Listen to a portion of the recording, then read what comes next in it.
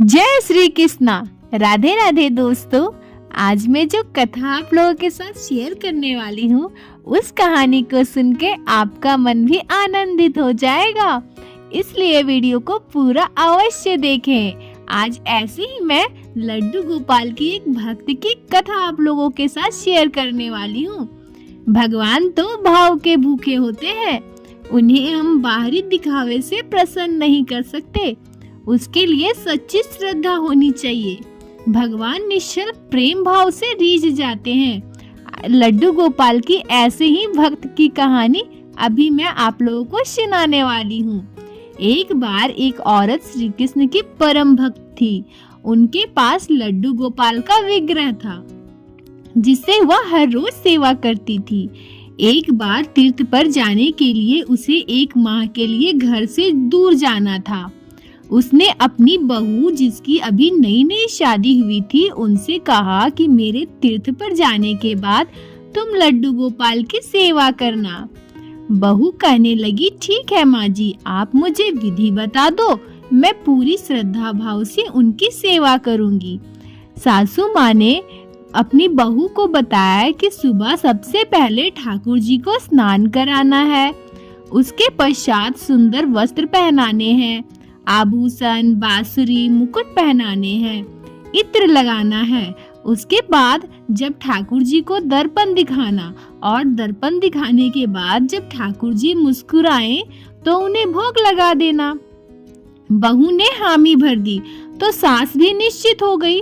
सासू माँ के तीर्थ पर जाने के बाद जब बहू ने श्रद्धा से पूजा पाठ स्टार्ट किया, पहले दिन ठाकुर जी को स्नान कराया, उसके बाद सुंदर वस्त्र, आभूषण और मुकुट पहनाए, बांसुरी अर्पित की, फिर इत्र लगाकर ठाकुर जी को दर्पण दिखाया।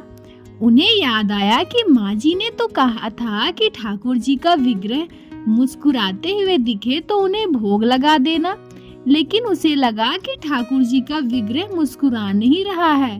वह सोचने लगी कि शायद ठाकुर जी को मेरा श्रृंगार पसंद नहीं आया, इसलिए वो मुस्कुरा नहीं रही है। उन्होंने ठाकुर जी को फिर से स्नान करवाया, फिर से श्रृंगार की सारी प्रक्रिया दोहराई, लेकिन उन्हें इस बार भी ऐसा ही लगा कि ठाकुर जी मुस्कुरा नहीं रहे हैं। उन्होंने सोचा जरूर मेरे श्रृंगार में कोई न कोई कमी रही होगी। सर्दियों के दिन थे, लेकिन बहू बार बार ठाकुर जी को स्नान कराती रही, श्रृंगार को बदलती रही। आखिर में कई बार यह प्रक्रिया करने के बाद उन्हें लगा कि ठाकुर जी का विग्रह मुस्कुरा रहा है। 1 महीने तक लगातार वह ठाकुर जी की सेवा करती रही। 1 महीने के बाद जब उनकी सासू माँ वापस आई तो उन्हें कहने लगी कि बहू, आज से लड्डू गोपाल की सेवा मैं कर दिया करूँगी। बहू ने कहा, ठीक है माँ जी, जैसा आपको उचित लगे। अगले दिन सुबह सासू माँ ने ठाकुर जी को स्नान कराया, उन्हें श्रृंगार किया, दर्पण दिखाया और भोग लगा दिया। उस दिन रात को जो घटना घटी उससे किसी ने सोचा भी नहीं था। रात को ठाकुर जी उनके सपने में आए और कहने लगे कि तुम मेरे स्नान और श्रृंगार की सेवा अपनी बहू को दे दो, क्योंकि उनकी सेवा में जो भाव है उसमें मुझे ज्यादा आनंद आता है। तुम भी मुझे हर रोज स्नान कराती हो, लेकिन उसने मुझे स्नान कराया, वस्त्र, आभूषण, मुकुट, बांसुरी पहनाए, लेकिन जब भी वह मुझे दर्पण दिखाती थी तो उन्हें लगता था कि मैं मुस्कुरा नहीं रहा, इसलिए बार बार मुझे स्नान कराया, वस्त्र आभूषण बदले। इस भोले भाव के कारण मुझे सच में मुस्कुराना पड़ता है, लेकिन उसकी सेवा में सच्ची भक्ति का रस मिलता है। सपने के बाद उनकी नींद खुल गई। अगले दिन सुबह उठते ही सासू माँ ने सपने को परखने के लिए बहू से पूछा कि मेरे जाने के बाद तुमने ठाकुर जी की सेवा कैसे की थी।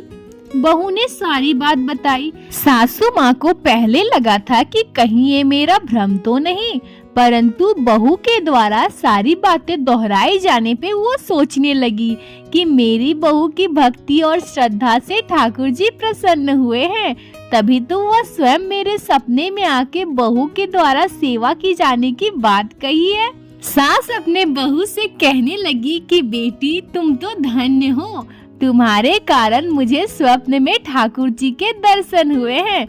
और बहू से वह कहने लगी कि ठाकुर जी चाहते हैं कि उनकी स्नान और श्रृंगार तुम करवाया करो। यह कहते हुए सास ने अपना स्वप्न की बातें बहू को सुनाया। बोलो बाके बिहारी नाथ की जय, लड्डू गोपाल की जय, जय जय श्री राधे। इसलिए तो कहते हैं कि भगवान की सेवा सच्चे भाव से करनी चाहिए, क्योंकि वह सच्चे भाव पे रिश्ते हैं, बाहरी दिखावे पे नहीं। तो दोस्तों, आप लोगों को आज की ये कथा अगर अच्छी लगी हो, आपके दिल को छुई हो, तो कृपया वीडियो को लाइक करके अपने दोस्तों को जरूर शेयर करें और चैनल को सब्सक्राइब कर ले, ताकि इसी तरह से श्री बाके बिहारी श्री लड्डू गोपाल की लीला कथा आप लोग हमारे चैनल पे सुन सके। राधे राधे दोस्तों।